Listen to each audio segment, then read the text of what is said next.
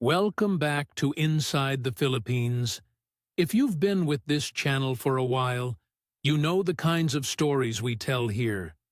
Men who came to this country looking for something, love, a second chance, a bit of warmth in the last chapter of their lives, and found things they weren't prepared for. Some of those stories involve staggering amounts of money, romance scams, property disasters, family obligations that swallowed retirement funds whole. We've covered all of it. But every now and then, a story comes in that's quieter than the rest. No dramatic confrontation in an airport, no lawyer's letter, no bank account emptied overnight. This is one of those stories, and I'll tell you now, it might stay with you longer than the ones that end in obvious disaster. Brendan is 63 years old. He's from Limerick, in the west of Ireland. He spent his working life on building sites, carrying hod, pouring concrete, showing up every morning no matter the weather, because that's just what you did.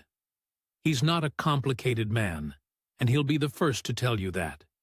He came to Dumaguete in the southern Philippines about a year ago, looking for nothing more dramatic than a bit of quiet. And what unfolded from there? Well, he tells it better than I can. After hearing so many stories on this channel, we put together a guide covering what we've learned from them. It's linked in the description if you want it. Here's Brendan's story, in his own words. I'm not much for introductions, so I'll just start at the start. I worked construction for 42 years. Began as a laborer in Limerick when I was 19, sites in the city, then further out as the work moved. Spent a good stretch in Cork, too, late 90s into the 2000s, when there was building everywhere you looked. Foundations, groundwork, drainage, block laying when they needed an extra pair of hands. Whatever was needed. I wasn't a tradesman with a card, just a man who knew how to work and showed up when he was supposed to. That counts for more than people think, on a site. I won't pretend it was glamorous. Early starts, wet ground, you're back arguing with you by 50. But I didn't mind it. You finish a pour, you can see what you've done. There's something in that. The work is real in a way that a lot of work isn't, and I like that about it. I met Maid when I was 26. She was a school secretary in Doyle, sensible woman, wouldn't put up with any nonsense, which was probably what I needed. We were married 2 years later. No great drama to any of it. We got on. We had our daughter Sinead. We lived our life. The house was a 3-bed semi in Doyle, nothing remarkable, but it was ours, and the mortgage was paid off by 2015, and that felt like an achievement. Which it was. Maid got sick in 2020. Ovarian cancer, caught late, as it tends to be. The doctors were honest with us from the beginning, which I appreciated, even if I'd have preferred different news. She had maybe 2 years, they said. She lasted just over 3, which says something about her. I looked after her. That's the plainest way to put it. I'd retired by then. The knees had made the decision for me, so I was home anyway. We hired some help toward the end, but mostly it was me. The medications, the appointments, the nights when the pain was bad. I did all of it the same way I'd done the work. Task by task, one thing at a time, don't think too far ahead. People told me I was great for it. I didn't feel great. I just felt like I was doing what needed doing. She died in November of 2022. I was with her. The months after that were strange. Not the way people talk about grief, with the waves and the stages and all the rest. It was more like I'd had a very full schedule for a very long time, and suddenly the schedule was empty, and I didn't know what to put in it. Sinead rang every Sunday. Friends came around for a while, but by February, March of last year, the flat was very quiet. I'd sold the house, couldn't stay in it, too much of her in every room, and moved into a rented place on the other side of the estate. Smaller, easier to manage. I had money. More than I'd ever had in one place. $158,000 from the house sale, plus whatever was in the current account. I'm not a man who's ever had much relationship with money beyond earning it and spending it on sensible things. Seeing that number in the online banking felt unreal, honestly. Like it belonged to someone else, and I had no idea what to do with it, or with myself, if I'm being straight about it. I wasn't sleeping well. Not badly. Just, I'd wake at 5 in the morning, the way you do when you've had 40 years of early starts, and there'd be nothing to get up for. So I'd lie there, ceiling of a flat I didn't especially like, listening to the street outside. I'm not going to dress this up as depression or anything clinical. I just had nothing to do. And a man who's had something to do every day of his life since he was 19 is not well equipped for that. The hands, especially. You'd think that's a silly thing to notice, but I noticed it. I didn't know what to do with my hands. Jerry rang in March. I'd have been surprised to hear from him. We weren't close, just men who'd known each other around sites and pubs for years, lost touch completely once he retired. But he rang one Sunday afternoon, and I answered because there was nothing else happening. And he told me he'd been living in the Philippines for 3 years and asked how I was getting on. I told him honestly. Not brilliantly, Jerry. He didn't make a big thing of it. Didn't suggest I talk to someone or any of that. He just said he'd heard about Maid and he was sorry. And then, after a pause, he said, "Come over and have a look before you do something stupid with that money." I said, "Like what?" He said, "I don't know. Whatever stupid thing people do with money when they have too much of it, and not enough to fill the day." Which was fair enough. I asked him what to pack. He said, "Light clothes, and nothing you'd mind losing." I booked a return flight from Dublin to Cebu, with a connection in Manila, for the end of April. I didn't research the Philippines, didn't watch any videos, didn't read anything about it online. I'm not sure why. I think partly it was that researching something requires you to care about it in a forward-looking way, and I wasn't really feeling that. I just went. The return leg was booked for 2 weeks later. I never used it. But I'm getting ahead of myself. Jerry was waiting for me at Dumaguete Airport, which is a generous name for what is essentially a room with a runway attached. He looked well. Better than well, actually. He'd lost weight, had a bit of color, was wearing a short-sleeved shirt, like a man who'd been somewhere warm for a long time. I hadn't seen him in maybe 8 years. He looked like a different version of the same person, the way you do when something in your life has agreed with you. He shook my hand, took my bag, put me in a tricycle, little motorbike with a sidecar, the kind of thing you'd see at a fairground, and we went rattling through the city, while I tried to make sense of it all. The heat first. Not like a warm day at home, like being inside something. The air was thick with it, and with diesel, and with something frying somewhere that I couldn't identify. Sweet and slightly charred. Jeepneys painted in every color possible sat jammed at the junction near the market. Engines running. Someone's phone playing music loud enough to be heard over all of it. A man was selling green mangoes from a cart at the roadside. A basketball court, half a block long, crammed between 2 buildings, boys playing in the last of the evening light. I remember thinking, this is very far from Dora Doyle. Jerry's apartment was on the upper floor of a small building near the boulevard, the seafront road that runs along the edge of the city, facing Negros Oriental Bay. You could see the water from the balcony, and the mountains behind Cebu on a clear evening, and the lights of the odd boat. He poured me a San Miguel from a cold bottle, and we sat out there while the city made its evening noise below us.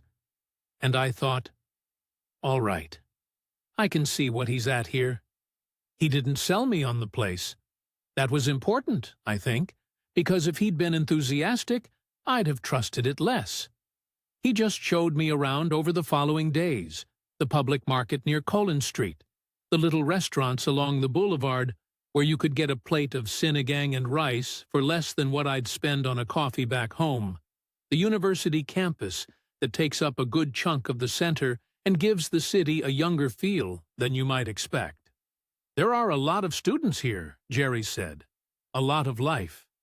And it's cheaper than Cebu, quieter than Manila, and nobody's trying to sell you anything at 2 in the morning.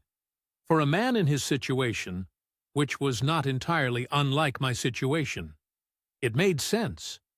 I extended my tourist visa after the first 30 days. It's straightforward enough. You go to the immigration office on Real Street, fill in the forms, pay the fee, and they stamp another month into your passport. Jerry had it down to a routine. He knew which counter was quickest, which official to smile at, when not to be in a hurry. I found the apartment in my second month. It was on the 3rd floor of a concrete building in a quiet side street, 2 blocks from a Mercury Drug and a Jollibee. Furnished already, a bed, a table, a small kitchen, a ceiling fan that kept the bedroom tolerable through the night. The landlady was a woman in her 60s who spoke very careful English and gave me a printed list of the rules, which included no loud music, no cooking of fish after 10 at night, and shoes off at the door. Fair enough. 18,000 times the month. That's roughly $290, or about 97 on a week. In Limerick, I was paying $850 for the flat in Doradoyle. I did that arithmetic quite quickly. My state pension comes in monthly, plus a small supplemental from the building trade union scheme I'd paid into for years. Together they add up to about $1,940 a month. Not a lot at home, comfortable enough here, especially with the house money sitting untouched. I hadn't touched the $158,000. I told myself I was waiting until I knew what I wanted to do with it. The truth is, I didn't trust myself to make any large decisions. I was still in the period, I don't know how else to put this, where everything felt slightly provisional. Like I was waiting for Maria to get better, even though I knew she wasn't going to. Jerry had a loose group of friends. Other foreign men, mostly, a few of whom had Filipino wives or long-term partners, a couple who were on their own and liked it that way. They met on Sunday lunches at a place near the boulevard. Nothing formal, just whoever turned up. A retired schoolteacher from Yorkshire named Malcolm. A Canadian called Doug, who'd been here 11 years and spoke better Bisaya than most of the foreigners I met. A German fellow, Werner, who'd built a small guest house outside the city and spent most of Sunday complaining about the planning process, which I gathered was considerable. Good company, all of them. Men who'd arrived in this place with different stories and found a kind of equilibrium. Some of them had warnings to share. I heard a few over those early Sundays, listened politely, thought, in the way you do, that those particular mistakes were the sort that happened to other kinds of men. The apartment needed cleaning. That was practical, not complicated. Jerry asked around and came back with a name. A woman from a barangay outside the city who'd worked for one of the other men in the Sunday group. She was reliable, Jerry said. Doesn't make drama, just does the work. Her name was Cora. She came on a Monday morning, around 8. Knocked, came in, looked around the apartment in a way that I can only describe as professional, just taking inventory, working out what needed doing and in what order. She didn't make a lot of conversation. She said, "Good morning," asked if I had a mop or if she should bring one next time. I said I'd get one. She said she'd bring her own until then. Then she got on with it. 500 a visit, 3 times a week. She was done inside 2 hours. Thorough, quiet, and the apartment was cleaner than I'd managed in the 2 months I'd been there on my own. She said, "Thank you" at the door. She had a manner of saying it that was just factual, not warm, not cold. And then she was gone. That was Cora. I sat with my coffee after she left and looked at the clean kitchen and thought nothing in particular, just that it was good to have that sorted. And that was all it was. For a while. The school fees came up on a Wednesday. I remember because it was raining, a proper tropical downpour, the kind that arrives with no warning and sounds like gravel on the roof. And Cora had come in wet from the tricycle stop, despite having a jacket, and she'd hung the jacket over the back of a chair in the kitchen without asking, which struck me as sensible rather than presumptuous.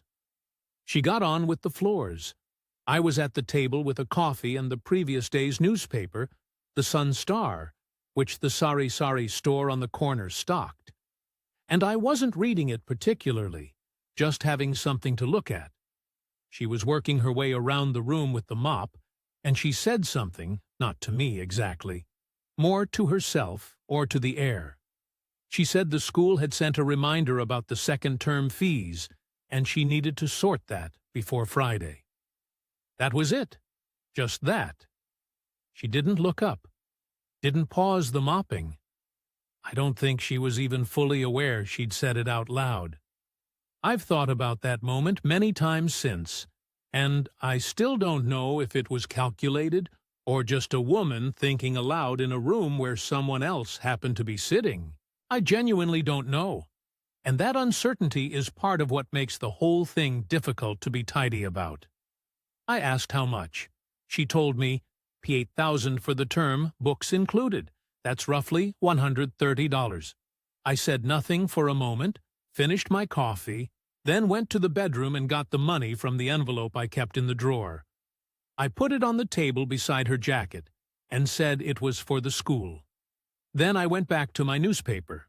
She finished the floors, came back through, saw it, stood there for a second, said, "Thank you, sir, Poe," picked it up, put it in her pocket, carried on.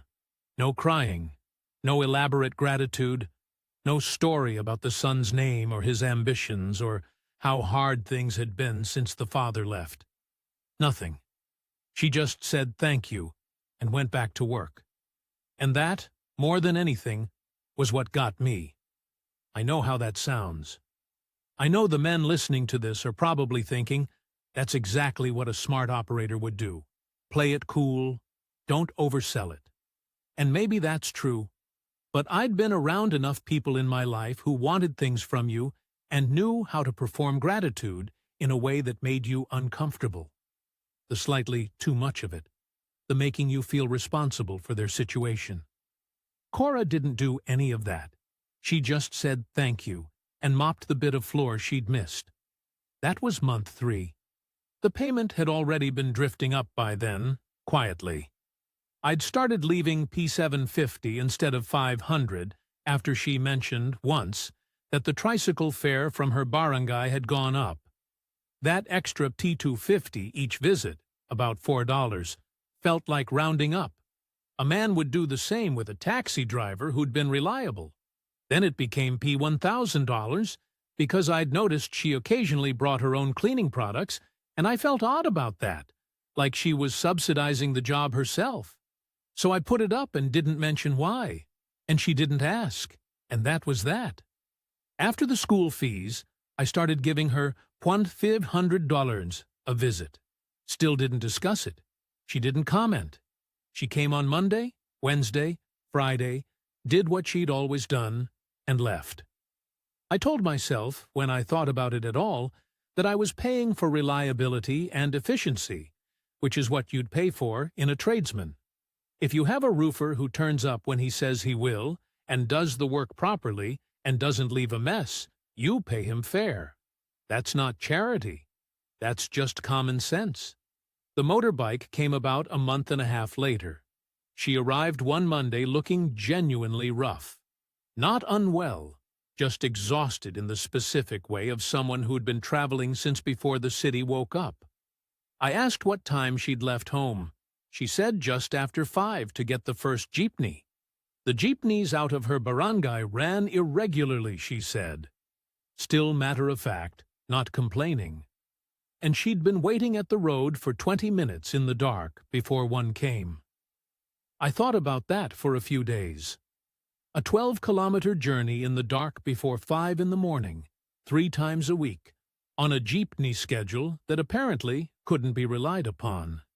It seemed like an unnecessary complication for both of us. If she was tired from the journey, she'd be slower.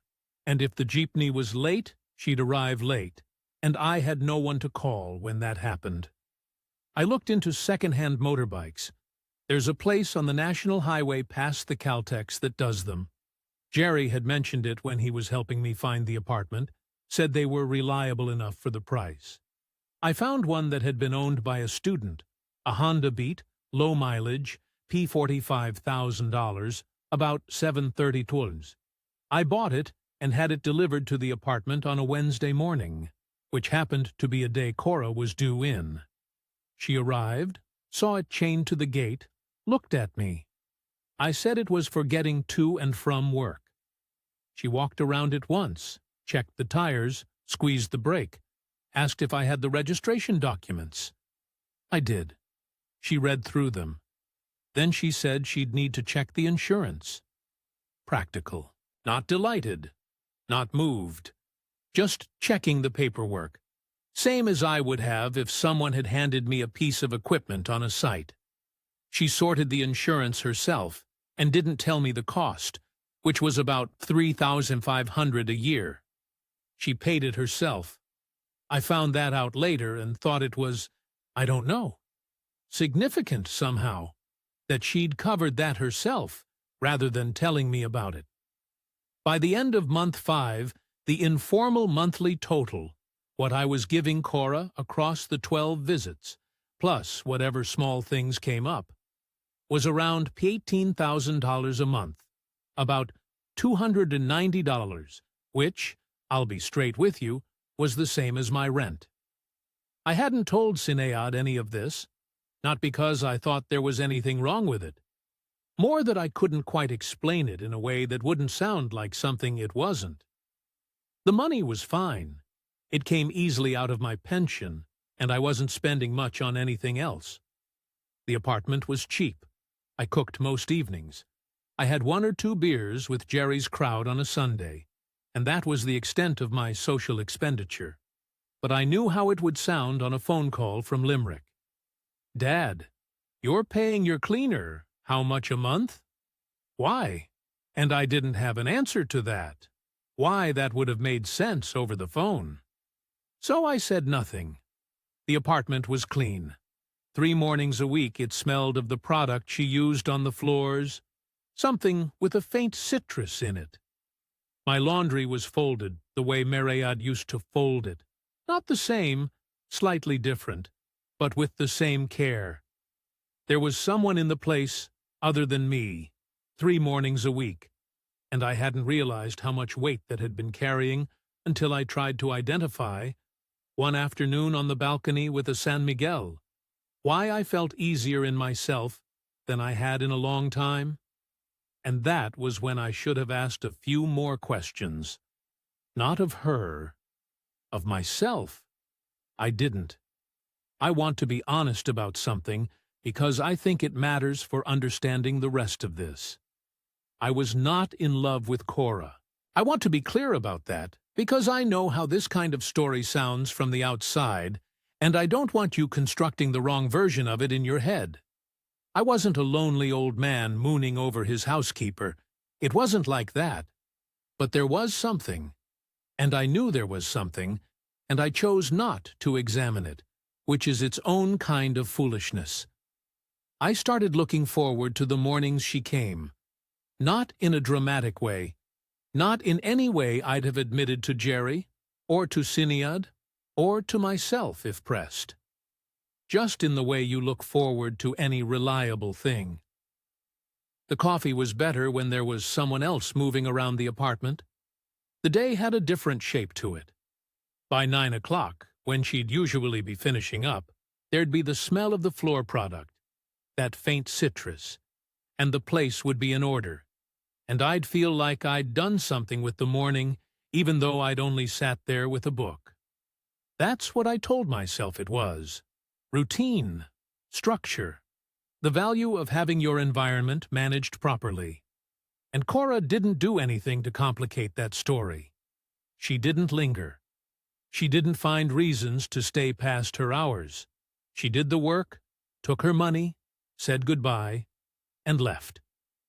On the odd occasion, I offered her tea before she went. She took it standing at the kitchen counter, drank it efficiently, thanked me, and was gone inside 5 minutes. I respected that. I did. Month 6 was when Jerry said something. We were at the Sunday lunch near the boulevard. The usual crowd, Malcolm and Doug and Werner arguing about something to do with Werner's guest house permits, which had apparently entered a new phase of bureaucratic complication. And Jerry, who'd had 2 San Miguels and was in a direct mood, asked me how much I was paying Cora these days. I told him the P1500 per visit, plus the monthly supplement, plus the motorbike. He looked at me for a moment. Then he said, "You know that's more than most hospitals pay a nurse here per month." I said I was aware it was above market rate, and I considered it fair compensation for exclusivity and reliability. He said, "Right, just right. Nothing else." Went back to his beer. I've thought about that conversation, the right of it. Jerry wasn't one for speeches, and he didn't give me one. But I think he'd seen enough of the Sunday lunch crowd over 3 years to know what certain arrangements looked like from the outside, and he was giving me the one-word version of a longer warning. I heard it. I filed it somewhere I didn't have to think about it. The month after that, Cora mentioned her son needed to see a specialist in Cebu. Not a crisis, she said. A referral from his school doctor, something about his eyes. She said she was looking into the cost of the ferry and the consultation fee at the hospital in Cebu City. She said it almost as an item of information rather than a request, the same way she'd mentioned the school fees. I didn't give her money for it. I want to say that because it's true. I said I hoped it went well, and that I hoped the ferry wasn't too dear. And she said, "Thank you, Poe," and that was the end of it. She didn't push. She didn't bring it up again, and the following Wednesday she came in and did the floors the same as always, and didn't mention Cebu, didn't mention the eyes, didn't mention the sun at all. I have no idea if she went. I have no idea if the money was the issue or if she'd sorted it some other way. I didn't ask. I think about that too. That I didn't ask. Not because I didn't care, but because asking would have changed what we were to each other, would have made it into something I'd have had to think about more carefully. So I didn't ask, and she didn't volunteer it, and we maintained the comfortable fiction that this was a straightforward professional arrangement between 2 adults with clear boundaries. The P18,000 monthly total continued. I'd stopped counting it individually by then. It just came out of the pension each month. Same as the rent. Same as the food. It didn't feel like a significant outgoing. It felt like a household expense. What I didn't do, at any point during these 6 months, was ask Cora anything substantial about her life. I knew she had a son. I knew she came from a barangay about 12 kilometers out. I knew she needed 2 jeepneys to get into the city, which was why the motorbike had made sense. I knew she was Catholic because she had a small medal of the Blessed Virgin on her keychain, which I'd seen when she set her keys down on the counter. That was the complete inventory. I didn't know if she had a partner. I didn't know if she'd ever been married. I didn't know who the boy's father was, or where he was, or whether he was still in the picture. I didn't know who she went home to at the end of the day. I hadn't asked. A man who spends 40 years on building sites learns that you don't pry into other people's personal business, especially people you work with. You keep it professional. You don't create situations. That principle had served me reasonably well in construction. In this particular situation, it left some fairly significant gaps in my understanding of what was actually happening. The crack appeared at the start of month 7. It was a Monday. She came in, worked through the bedroom and the bathroom, and then came to tell me her son was unwell, and she needed to finish early. She had her jacket already on. I said, of course. I asked if everything was all right. She said yes, just a temperature. She needed to get back. Then she was gone. I stood in the kitchen after the door closed. The floors were half done. That was unusual. In 6 months, she'd never left early, never left anything half done. A man on a building site knows the difference between a job finished and a job left. And I noticed it. The way you notice when a measurement is off, without quite being able to say yet what it means. The second early departure was on a Wednesday, 12 days after the first. She arrived on time, started on the kitchen, and was quieter than usual. Not in the way of someone concentrating, more in the way of someone whose head is elsewhere. I noticed it the way you notice a change in wind direction on a site, not consciously, just a shift in the texture of things. I didn't mention it. I made my coffee and sat with the Sunstar and left her to it. Around 7:30, she came to the kitchen doorway and said her son was still unwell and she needed to leave before she finished the bathroom. She had that same jacket on already. Ready to go. I said, of course. I asked if the boy had seen a doctor yet. She said yes, Poe. He was being looked after. Then she was gone. I stood there for a moment after the door closed. The bathroom was not done. The laundry from Monday was still in the basket, waiting to be folded. These were small things. They were also not like her at all. I'm not a man who analyzes. I want to be clear about that. I'm not someone who sits turning things over in his head, building theories. I worked with my hands for 40 years. You assess what's in front of you, and you act or you don't. What was in front of me was a woman who'd left early twice in a fortnight with the same excuse, and who'd seemed, on both occasions, not like a woman worrying about a sick child, but like a woman managing something she didn't want to discuss. That was as far as the analysis went. On Friday, she arrived at the usual time and worked through the full morning without incident. Finished the bathroom, folded the laundry, left at 9:30. No mention of the son, no update. I didn't ask. But I was watching now, in a way I hadn't been before. Not dramatically, just paying attention to the small things I'd been ignoring. The way she set her phone face down on the counter when she arrived, which she'd always done, and I'd never thought about before. The way she answered questions about her barangay in slightly general terms. My area, out that way, near the junction, rather than naming anything specific. The way, I now recalled, she'd never once described anything about the interior of her house, never mentioned a neighbor, never said anything that would let me picture where she actually went when she left the apartment.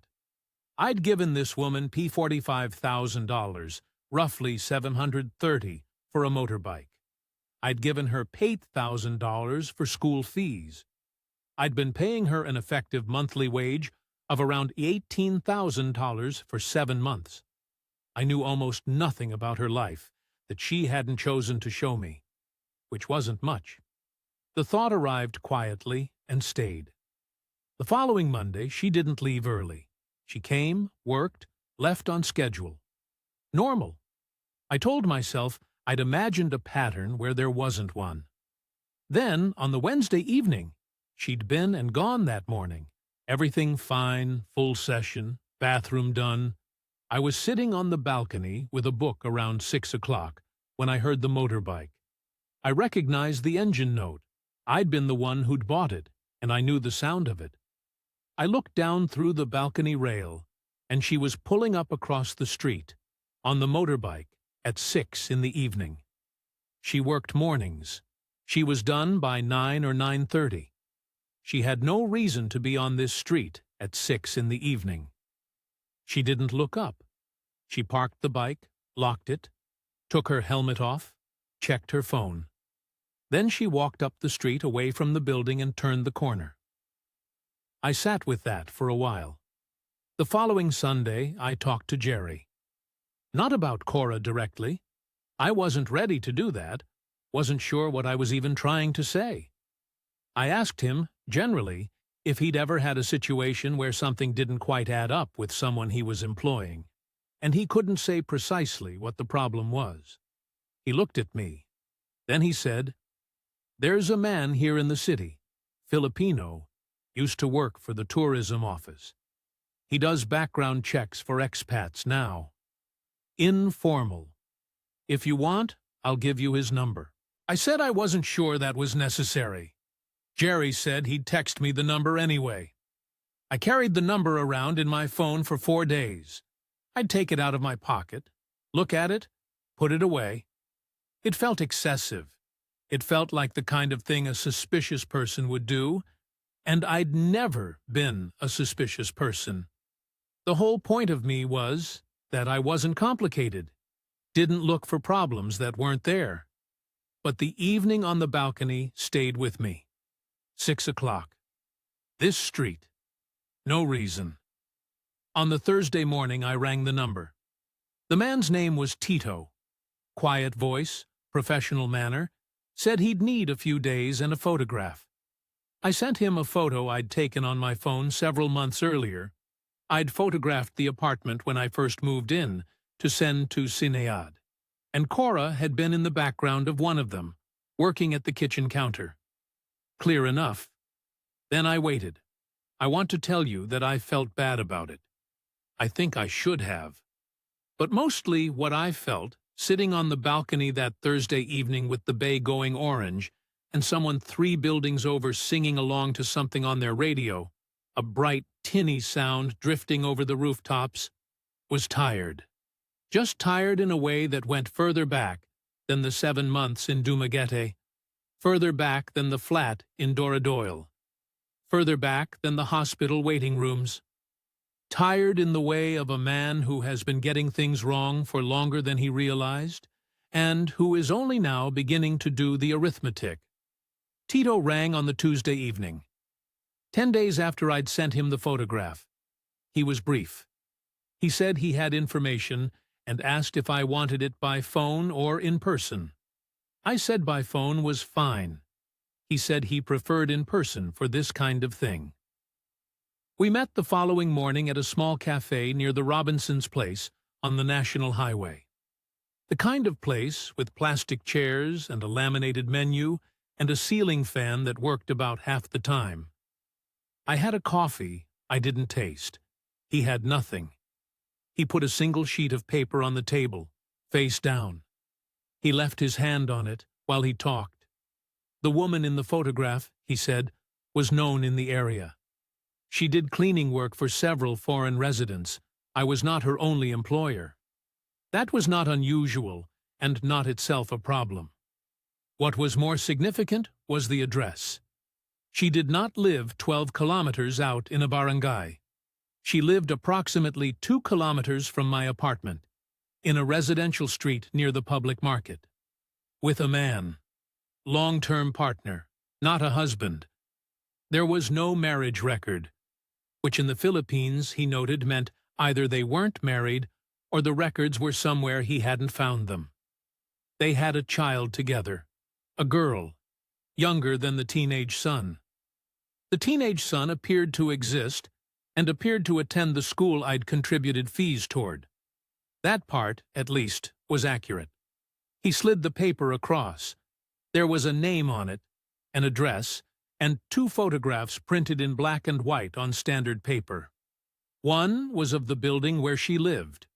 The other was of Cora, and a man outside what looked like a small carinderia, standing close in the way of people who are comfortable with each other.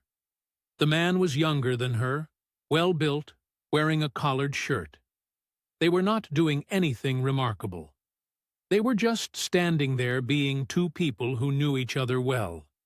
I looked at it for a while. Then I folded it and put it in my pocket.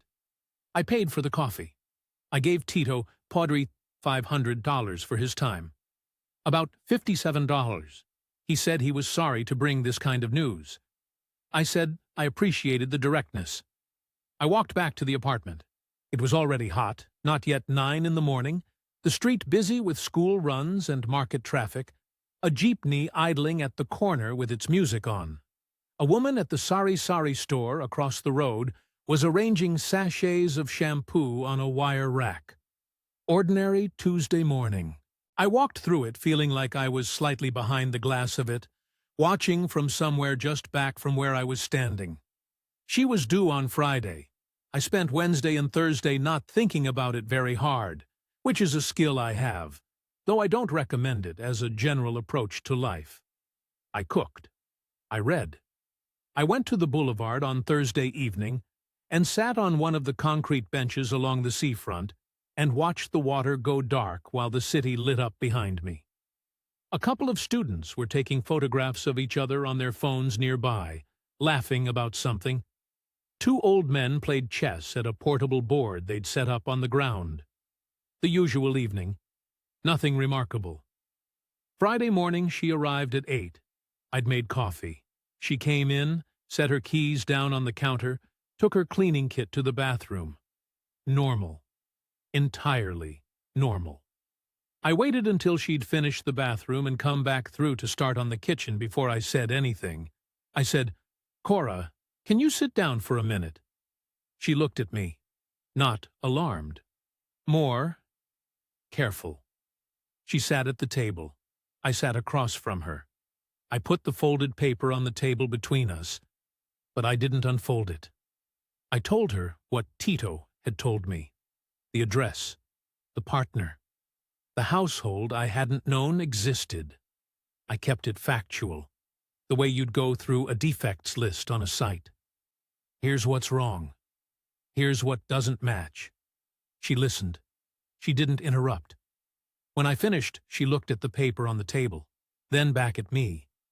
And she said, "You wanted someone to need you. I needed someone. It wasn't all lies." Then she stood up, picked up her cleaning kit, and left. She didn't take the money for the session. She didn't ask for anything. She just went. I sat at the table for a while. Quite a long while. The kitchen was half done. The floors were not done. There was coffee going cold in the pot. I thought about what she'd said. The way she'd said it. Not with cruelty, not with remorse either. Just factually. Like she was being fair to both of us. Which, in a strange way, she was. You wanted someone to need you. I needed someone. She wasn't wrong. That's the part one keep coming back to. She was not wrong about that, and she knew it before I did, and she used it. And I'm not sure that even the using of it was purely calculated because she had a son and a partner and a household and genuine expenses, and I had money and apparently needed somewhere to put my usefulness. We both got something. It wasn't what either of us said it was. That's not a clean story. I know it's not a clean story. The men watching this who got properly cleaned out, who lost $100,000 to a woman they'd never met, or built a house on land they couldn't own, probably find this quite small. And in financial terms it was. Roughly $168,000 over 7 months, which comes to about $2,700. By the standards of disasters on this channel, barely a footnote. But I didn't need to lose the money to learn the lesson.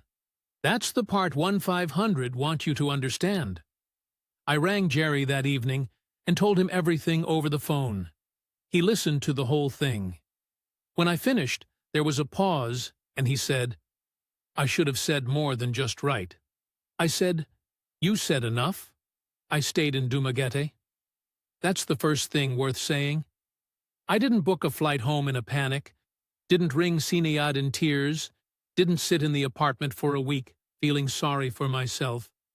I made dinner that Friday evening, tinulang manok from the carinderia on the corner, the one run by the woman with the enormous laugh who always gave me extra ginger. And I ate it on the balcony and watched the boulevard lights come on, and I thought, all right, that happened. What now? The new cleaner started the following Monday. Her name was Perla. She was the wife of a retired secondary school teacher named Manny, who Jerry knew from the university district, and she arrived with her own mop, her own cleaning products, and a small notebook in which she recorded what she'd done each session and what supplies were running low. She left a receipt every time. She charged $600 a visit, which was market rate, plus a small amount that acknowledged she was reliable, and Jerry had vouched for her personally. I paid it. She cleaned. We spoke perhaps 30 words to each other per session. It was a perfectly satisfactory arrangement. That is what a perfectly satisfactory arrangement feels like. I know that now. Jerry told the Sunday lunch crowd nothing about what had happened. Not because I asked him to keep it quiet. I didn't say either way. But because Jerry was sensible about what other people's business was his to share and what it wasn't. I was grateful for that. The last thing I needed was Malcolm from Yorkshire offering wisdom, or Werner the German drawing structural conclusions. I did tell Sinead eventually. About 6 weeks after. She rang on a Sunday, as she always did, and I was in a more straightforward mood than usual, and I told her the whole thing. Cora, the supplement, the motorbike, the school fees, Tito, the Friday morning conversation. Sinead listened without interrupting, which is not something she does naturally, so I knew she was being careful with me. When I finished, she said, "Dad, you spent about €2,500 on a cleaner who wasn't fully honest with you. That's not a disaster." I said, "No, I know." She said, "Are you all right?" I said, "Yes." And that was true.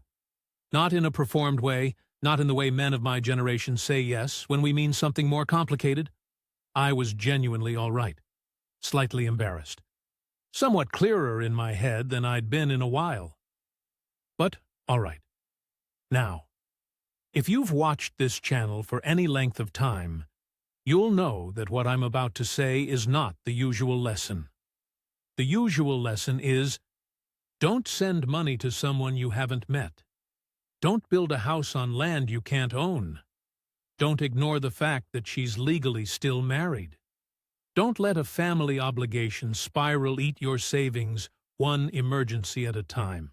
Those are good lessons, and they're true, and they've been earned by men who lost far more than I did. My lesson is different. My lesson is earlier in the process. I came to Dumaguete not knowing what I was looking for. I told myself I wasn't looking for anything, just a bit of quiet, somewhere warm, the company of Jerry and his crowd on a Sunday. And that was true, as far as it went. But underneath it, if I'm being straight, I was a man who'd spent 3 years being necessary to someone and then abruptly stopped being necessary to anyone. And that need, the need to be needed, to have somewhere to put the usefulness, was visible. I couldn't see it, but Cora could. I don't think she sat down and planned it. I think she's a woman who's had to be resourceful her whole life, and she saw an opportunity, and she took it. And I made it easy for her, because I wasn't asking the right questions. The right questions weren't about her. They were about me. What are you actually looking for here? What is this arrangement actually doing for you? Why does the apartment feel better on the days she comes? Why have you not told your daughter how much you're paying? If you can't answer those questions cleanly, or if you're avoiding them, that's where the problem lives. Not in the Philippines. In you. I'm still in Dumaguete. I renewed the tourist visa extension last month. Routine enough by now. I have the apartment, the Sunday lunches, the balcony with the view of the bay. I have Perla's receipts, and Jerry's company, and more rice and fish than I consumed in the previous 60 years combined. Which is fine. I eat well here. The $158,000 is largely intact. I spent roughly $2,700 on the Cora situation, plus whatever the normal living costs have been. All of that comfortably covered by the pension and the union supplement, with the savings untouched. I'm not going to do something stupid with the money. I think I've established that. Maryad used to say I was the most self-sufficient person she'd ever met. And she didn't always mean it as a compliment. She meant I was sometimes so self-contained that I didn't let people in even when I should have. She was right about that. She was right about most things. I'm working on it. That's Brendan's story, and we're grateful he told it. What stays with us about this one, and why we wanted to share it, is that it doesn't fit the template. No catastrophic financial loss, no elaborate deception, no villain in the conventional sense, just a man who arrived somewhere with a need he hadn't properly named, and a woman who recognized that need and used it, and an arrangement that was a little bit of several different things: employment, dependency, comfort, fabrication, all at once. And none of that was resolved cleanly, because that's not how these things resolve. Most of the stories we tell on Inside the Philippines involve men who've lost significant money. Brendan didn't. What he lost was something quieter. The version of himself that had arrived here believing he didn't want anything much. That turned out not to be entirely true. Working out what you actually want, and being honest about it before you act on it, that's the thing his story is really about. Stories like Brendan's are part of why we put together the guide you'll find linked in the description. Everything we've learned from the people who've shared their experiences on this channel, the patterns, the mistakes, the things that could have been caught earlier, gathered in one place. It's there if it's useful to you. Thank you for watching Inside the Philippines. Take care of yourselves out there.